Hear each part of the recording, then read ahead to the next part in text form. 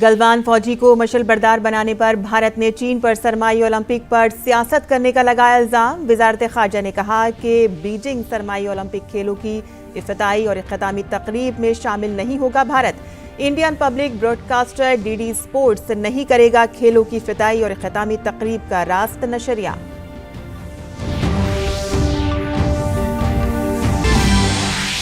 उत्तर प्रदेश में इंतखाबी तशहीर शबाब पर वज़ीर आज़म नरेंद्र मोदी आज रियासत के 5 अजला में वर्चुअल रैली करके राय दहिंदगान से करेंगे खिताब।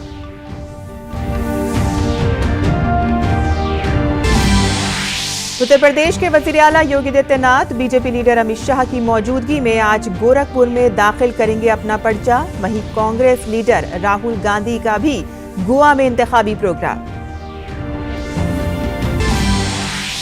पार्लियामेंट के बजट इजलास का आज 5वां दिन। दोनों ऐवानों में सदर के खिताब पर जारी रहेगी बहस। ऐवान बाला में वक्फा सवालात और वक्फा सिफर भी होगा। दोनों ऐवानों में आज कई प्राइवेट बिल किए जाएंगे पेश। कोविड-19 के मामलों में मुसलसल आ रही है कमी। वजारत सेहत ने कहा कि कोविड मुतासरीन के लिए भी पूरी तरह महफूज है सर्जरी। वहीं 11 रियासतों में पूरी तरह और 16 रियासतों में जुज़वी तौर पर स्कूल खुले। वजारत तालीम ने स्कूल दोबारा खोलने के लिए जारी किए रहनुमा खुतूत।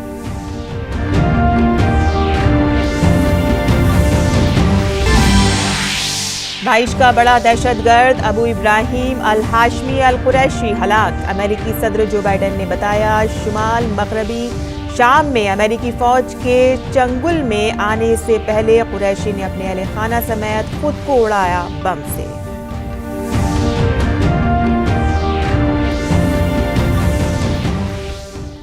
आदाब नाज़रीन, खबरनामे में आपका इस्तकबाल है। मैं हूं साइमा खान। अब खबरें तफसील से। भारत ने चीन के जरिए बीजिंग सरमाई ओलंपिक पर सियासत करने के लिए तशवीश का इजहार किया है। भारत ने गलवान वादी की झड़प में शामिल अपने फौजी को ओलंपिक की मशल देने के लिए चीन के खिलाफ सख्त मौक़िफ़ इख्तियार किया है। वज़ारत ख़ारजा ने बताया कि भारत बीजिंग सरमाई ओलंपिक खेलों की इफ्तिताई और इख्तितामी तकरीब में शिरकत नहीं करेगा। That the Chinese side has chosen to politicize an event like the Olympics.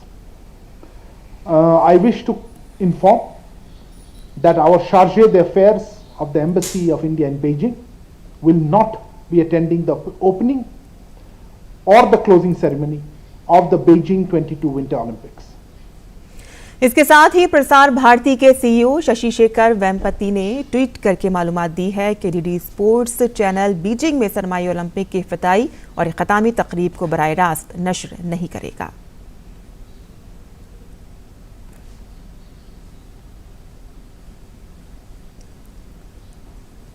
और दूसरी जानिब एक ऑस्ट्रेलवी अखबार दी कलेक्शन ने दावा किया है कि 2020 में वादी गलवान में सरहद पर भारत के साथ तनाज़े में चीन को बहुत नुकसान उठाना पड़ा था।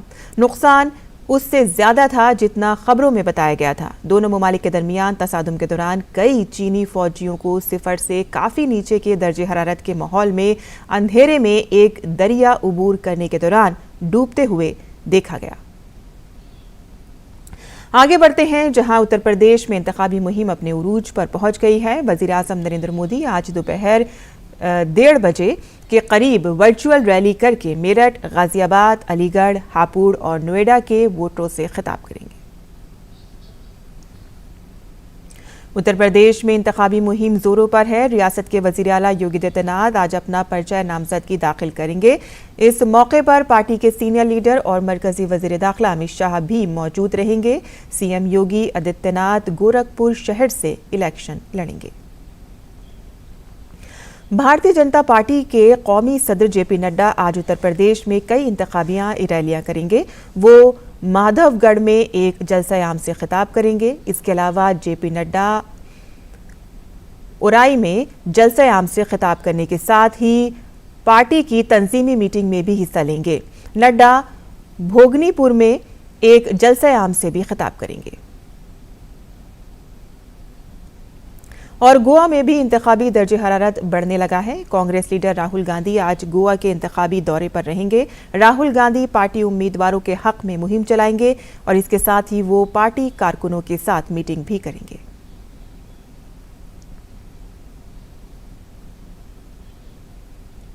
उत्तर प्रदेश में तीसरे मरहले के लिए कागजात नामजदगी वापस लेने का आज आखिरी दिन है, जबकि आज चौथे मरहले के लिए उम्मीदवारों के कागजात नामजदगी की जांच पड़ताल की जाएगी। इसके साथ ही election commission of India UP में असेंबली इंतखाबात के छठे मरहले के लिए गैजेट नोटिफिकेशन जारी करेगा। इस मरहले में 57 असेंबली हलकों में 3 मार्च 2022 को पोलिंग होगी और 5 रियासतों में इंतखाबी सरगर्मियां उरूज पर हैं। सियासी जमातें इंतखाबी जलसों और घर घर जाकर पार्टी की पॉलिसियों और वादों के जरिए आवाम को लुभाने की कोशिश कर रही हैं। इस दौरान इलेक्शन कमीशन आज मणिपुर में असेंबली इंतखाबात के दूसरे मरहले के लिए गैजेट नोटिफिकेशन जारी करेगा। मणिपुर में दूसरे मरहले के इंतखाबात 3 मार्च को होंगे। इस मरहले में 22 असेंबली सीटों पर पोलिंग होगी। पार्लियामेंट के बजट इजलास का आज 5वां दिन है। राज्यसभा में आज वक्फे सिफर और वक्फे सवालात के अलावा सदर के खिताब पर आगे की बहस जारी रहेगी। आज ऐवान बाला में 27 प्राइवेट मेंबर बिल पास करने के लिए पेश किए जाएंगे, जबकि लोकसभा में सदर के खिताब पर चल रही बहस को आगे बढ़ाया जाएगा। इसके अलावा कई निजी अराकीन के बिलों को भी ऐवान में पेश किया जाएगा। बुध को लोकसभा में राहुल गांधी ने मुल्क के आईनी इदारों, इलेक्शन कमीशन और अदलिया पर सवाल उठाए थे। इस पर मरकजी वजीर कानून किरेन रिजिजू ने अपने रद्द-ए-अमल का इजहार करते हुए कहा है कि उनका ये बयान काफी हद तक मज़ाहिया खेज है।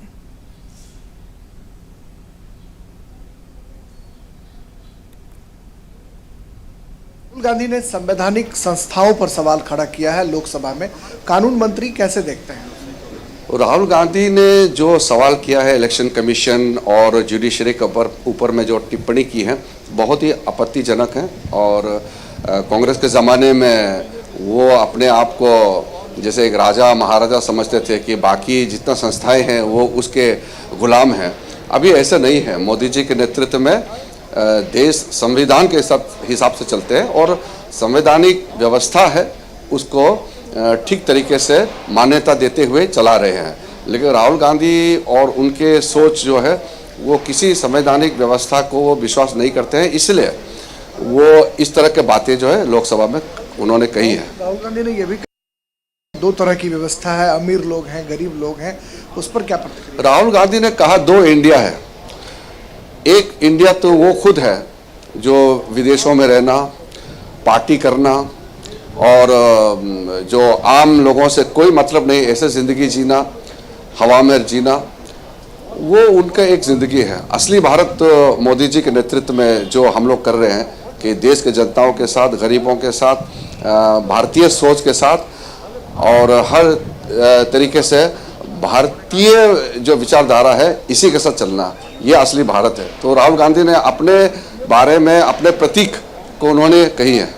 बहुत शुक्रिया। कानून मंत्री किरेन रिजिजू जो कहते हैं कि राहुल गांधी ने जिस 2 इंडिया की बात की है उस एक इंडिया में राहुल गांधी स्वयं आते हैं जो विदेशों में जाकर पार्टी करते हैं, और दूसरा इंडिया वो है जो नरेंद्र मोदी का इंडिया है जिसमें अमीर और गरीब सबके लिए जगह है, हर किसी का ये भारत है। कैमरामैन प्रमोद नेगी के साथ संसद भवन परिसर दिल्ली से मैं राजेश राज, डीडी न्यूज़ के लिए। और वज़ीर-ए-आज़म नरेंद्र मोदी कल हैदराबाद का दौरा करेंगे। वज़ीर-ए-आज़म International Crop Research Institute for the Semi Arid Tropics के कैंपस का दौरा करेंगे। वज़ीर-ए-आज़म ICRI सेट की 50वीं सालगिरह तक़रीबात का भी आगाज़ करेंगे। वज़ीर-ए-आज़म पौधों के तहफ़्फ़ुज़ से मुतालिक ICRI सेट के माहौलियाती तब्दीली तहक़ीक़ी मरकज़ और ICRI सेट के centre for rapid generation advancement का भी इफ्तिताह करेंगे। बाद में शाम को वज़ीर-ए-आज़म हैदराबाद में स्टैच्यू ऑफ इक्वालिटी को कौम के नाम वक्फ करेंगे। 216 फीट ऊंचा ये मुजस्मा 11वीं सदी के भक्ति मार्ग के संत श्री रामानुजाचार्य की याद में बनाया गया है।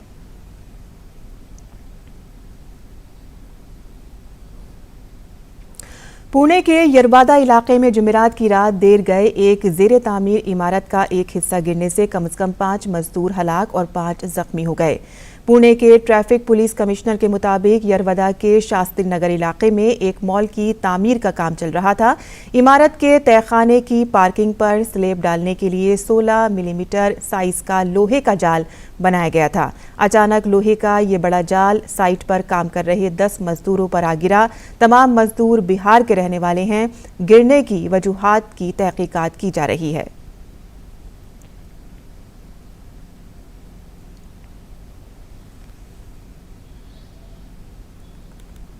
बिल्डिंग का काम चालू है। काम करते समय जो स्टील वर्क है, स्टील का वर्क का काम चालू था और वो कोलैप्स हो गया, तो उसमें 5 लोगों की वहाँ पे डेथ हुई है और उसमें 2 क्रिटिकल है अभी और 3 लोग हैं उनको माइनर इंजरी है। उनकी ट्रीटमेंट ससून हॉस्पिटल में चालू है। वज़ीर-ए-आज़म नरेंद्र मोदी ने पुणे में होने वाले वाक़े पर अफसोस का इजहार किया है। इस सिलसिले में ट्वीट करते हुए उन्होंने कहा कि पुणे में एक ज़ेरे तामीर इमारत में होने वाले हादसे से गमज़दा हूँ। सुगवार ख़ानदानों से ताज़ियत। उम्मीद है कि इस हादसे में ज़ख्मी होने वाले तमाम अफराद जल्द सेहतयाब हो जाएंगे। और मुल्क में कोरोना वबा के खिलाफ जंग में हुकूमत की वैक्सीनेशन मुहिम के तहत लोगों को तेजी से टीके लगाए जा रहे हैं। मुल्क गिर कोविड वैक्सीनेशन के तहत अब तक 168.40 करोड़ से ज्यादा टीके लगाए जा चुके हैं। गुज़िश्ता 24 घंटों में 50 लाख से ज्यादा वैक्सीन लगाई गई हैं। और सरकार ने कोविड-19 वैक्सीन की दोनों खुराक दिए बगैर ही मुस्तफिदीन को दोहरी टीकाकारी के तौर पर रजिस्टर किए जाने की मीडिया रिपोर्ट्स को मुस्तरद कर दिया है। वज़ारत सेहत ने कहा है कि इस तरह की मीडिया रिपोर्ट्स न सिर्फ गुमराहकुन हैं बल्कि मुकम्मल तौर पर झूठी और बेबुनियाद हैं। लोक नीति और हुकूक सारिफीन के माहिरीन ने वज़ीर ख़जाना निर्मला सीतारमण के जरिए पेश किए गए आम बजट की सताइश की है। हमारी नुमाइंदा ननिंदा डागर ने कुछ ऐसे ही माहिरीन से बात की है। देखिए, ये एक बहुत ही दूरगामी बजट है और लॉन्ग टर्म इम्प्लीकेशंस इसके हैं। खासतौर कुछ 2-4 इसके जो मुद्दे हैं। एक तो इंफ्रास्ट्रक्चर पर जो फोकस है इस बजट का। इंफ्रास्ट्रक्चर में रोड और रेल पर ज़्यादा उस पर किया गया है खास, और रोड ट्रांसपोर्ट में तो बहुत अच्छा, हमने हाईवेज पे बहुत अच्छा किया है, लेकिन और हाईवेज को बनाना, रफ्तार से बनाना, अच्छी क्वालिटी के हाईवेज बनाना, उससे एम्प्लॉयमेंट बहुत जनरेट होगा। व्यू से एक बहुत ही बैलेंस्ड बजट है। उम्मीद है कि प्राइसेस नहीं बढ़ेंगे क्योंकि कंज्यूमर को चाहिए कि प्राइसेस ना बढ़ें, पहली चीज़। दूसरी चीज़ ये है कि जो ये डिजिटल करेंसी और डिजिटलाइजेशन के लिए अगर बढ़ावा मिलेगा उससे कंज्यूमर को बहुत ज़्यादा फ़ायदा मिलने वाला है। अभी क्या है कि हम लोग काफ़ी फेक सामान खरीदते हैं क्योंकि बिल वो लोग नहीं देते। अगर हम डिजिटली खरीदते हैं, वो बिल दें या ना दें, तो हमारे पास पेमेंट प्रूफ आ गया, तो it is a automatic bill. और दाइश का सरकर्दा दहशतगर्द अबू इब्राहिम अल हाशमी अल कुरैशी मारा गया है। खुद अमेरिकी सदर जो बाइडेन ने इसकी तस्दीक करते हुए कहा है कि इसे अमेरिकी सिक्योरिटी फोर्सेस ने हलाक किया है। ताहम व्हाइट हाउस के जरिए और मकामी लोगों का कहना है कि अमेरिकी फौजी हमले के बाद कुरैशी ने अपने अहले खाना समेत खुद को धमाके से उड़ा लिया, जिससे उसकी मौत हो गई।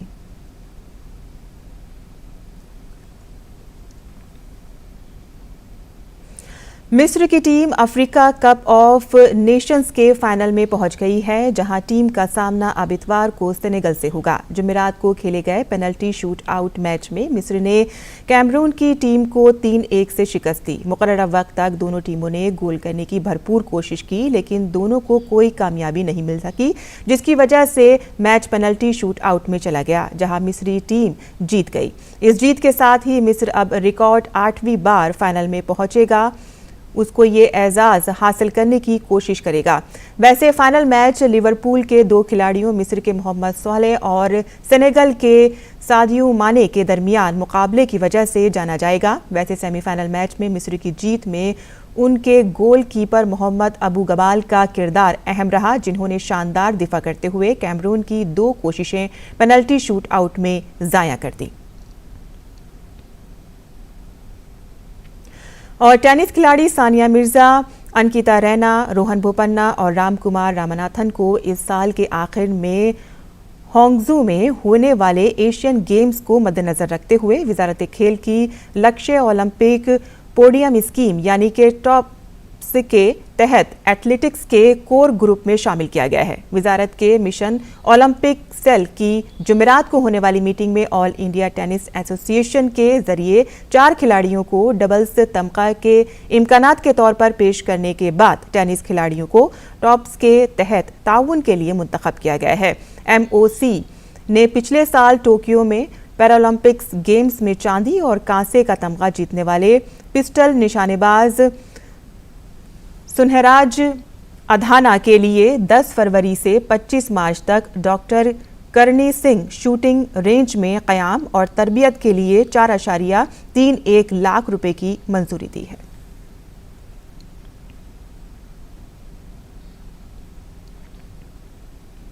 और अब पेश है दिल्ली से शाये उर्दू अखबारात का मुख्तसर जायजा।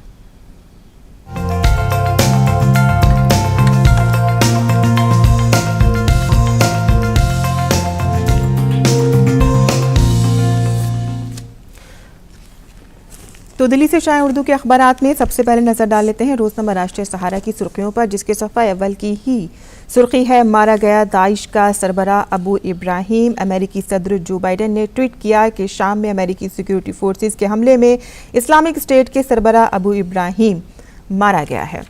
इसके अलावा रोजनामा राष्ट्रीय सहारा की ही मजीद सुर्खियों पर नजर डाल लेते हैं, जिसमें लिखा है कि हुकूमत हिंदुस्तानियों के मफादात के तहफ़्फ़ुज़ के लिए पुरअज़्म है। वज़ीर आज़म मोदी खुद खलीज ममालिक में अपने अहम मंसूबों के साथ बातचीत कर रहे हैं और ये बात हुकूमत ने राज्यसभा को यकीन दहानी कराई है कि कोरोना वबा से मुतासरीन खलीजी ममालिक में काम करने वाले हिंदुस्तानियों के मफादात के तहफ़्फ़ुज़ के लिए पुरअज़्म है। इसके अलावा और बैनुल-अक़वामी सफ़े पर जो सुर्खियाँ इसमें शाये हुई हैं वो आपको बता दें कि अमारात ने अपनी फ़िज़ाई हुदूद में फिर तबाह किए 3 ड्रोन्स। गैर मारूफ तंजीम ने कबूल की जिम्मेदारी। अमेरिका ने मदद के लिए नेवी डिस्ट्रॉयर और लड़ाका तैयारे के तैनात कर दिए हैं यहाँ पे, और बाइडन इंतज़ामिया का हौसी रहनुमाओं पर दोबारा पाबंदियाँ आयद करने पर गौर। इसके अलावा जो दूसरी सुर्खी इसमें शाये की गई है वो आपको बता दें कि तुर्की और यूनान की सरहद पर बर्फानी तूफ़ान 12 हलाक। 1 हफ्ते कबल तुर्की यूनान की सरहद से टकराने वाले बर्फानी तूफ़ान की वजह से तुर्की के एक शहर में कम से कम 12 तारिकीन वतन मुर्दा पाए गए हैं। इसके बाद अब नज़र डाल लेते हैं रोज़नामा इनकलाब की सुर्खियों पर। रोज़नामा इनकलाब के बैनुल-अक़वामी सफ़े पर जो सुर्खियाँ शाये हुई हैं उसमें आपको बता दें कि वाशिंगटन की तरफ से कहा गया है कि अफ़गानिस्तान को इमदादी रकूम मुंतकिल करने की इजाज़त अब उन्होंने दे दी है। आलमी बैंक इंसानी मकासद के लिए अब अफ़गानिस्तान में रकूम की मुंतकिली कर सकते हैं, ये इसमें सुर्खी शाये हुई है। और इसी के साथ ही खेल के सफ़े पर जो सुर्खी शाये हुई है वो आपको बता दें अंडर-19 आलमी कप जो चल रहा है उससे हवाले से ये सुर्खी यहाँ पे शाये हुई है। यंग इंडिया का मुसलसल 4थी मरतबा फाइनल में शानहाना दाखिला। तो ये थी आज के अखबारात की सुर्खियाँ जो हमने आपके लिए चुनी थी। और आगे बढ़ते हैं बुलेटिन की जानिब और अब नज़र डाल लेते हैं मौसम पर, जहां महकमा मौसमियात ने आज उत्तराखंड और हिमाचल प्रदेश में शदीद बारिश और बर्फबारी का इंतबाह दिया है। हिमाचल प्रदेश में सर्दी की लहर शिद्दत इख्तियार कर गई है। रियासत के ज़्यादातर ऊंचाई वाले इलाकों में बर्फबारी हो रही है, जबकि कई हिस्सों में जुमेरात की सुबह से बारिश हो रही है। राजधानी शिमला में एक बार फिर से बर्फबारी हुई है, जबकि ऊंची जगहों पर दरमियाने दर्जे की बर्फबारी हो रही है। उत्तराखंड के बलाई इलाकों में बारिश और बर्फबारी के बाद दर्जे हरारत मजीद गिर गया है। और अब जान लेते हैं मुल्क भर के मौसम का मिजाज।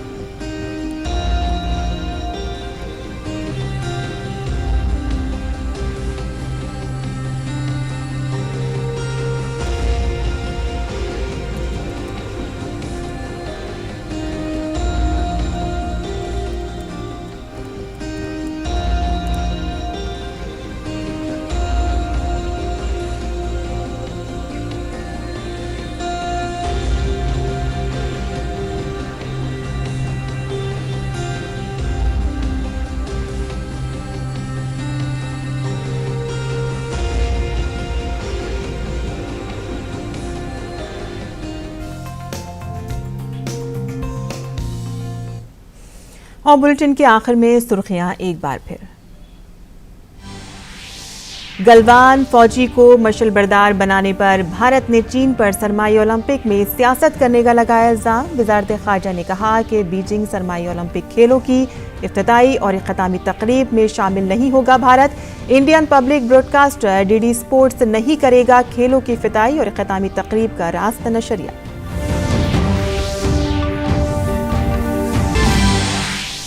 उत्तर प्रदेश में इंतखाबी तशहीर शबाब पर वज़ीर-ए-आज़म नरेंद्र मोदी आज रियासत के 5 अजला में वर्चुअल रैली करके राय दहिंदगान से करेंगे खिताब।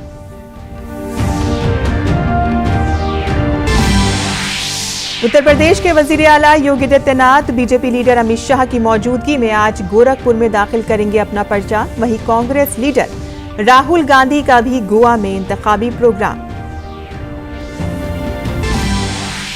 पार्लियामेंट के बजट इजलास का आज 5वां दिन। दोनों ऐवानों में सदर के खिताब पर जारी रहेगी बहस। ऐवान बाला में वक्फे सवालात और वक्फे सिफर भी होगा। दोनों ऐवानों में आज कई प्राइवेट बिल किए जाएंगे पेश। कोविड-19 के मामलों में मुसलसल आ रही है कमी। वजारत सेहत ने कहा कि कोविड मुतासरीन के लिए भी पूरी तरह महफूज है सर्जरी। वहीं 11 रियासतों में पूरी तरह और 16 रियासतों में जुज़वी तौर पर स्कूल खुले। वजारत तालीम ने स्कूल दोबारा खोलने के लिए जारी किए रहनुमा खुतूत।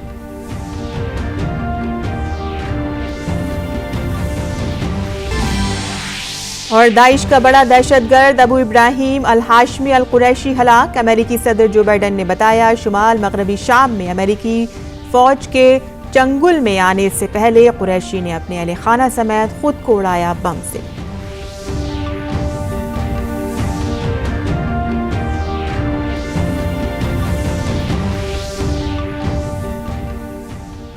और इस बुलेटिन में बस इतना ही, लेकिन जाने से पहले आपको दिखाते हैं उड़ीसा के कोरापुट में बीएसएफ के जरिए स्कूली बच्चों के लिए मुनक़िद डॉग शो की कुछ दिलचस्प झलकियां। आप इनसे लुत्फ अंदोज हों और हमें दें इजाज़त। आदाब।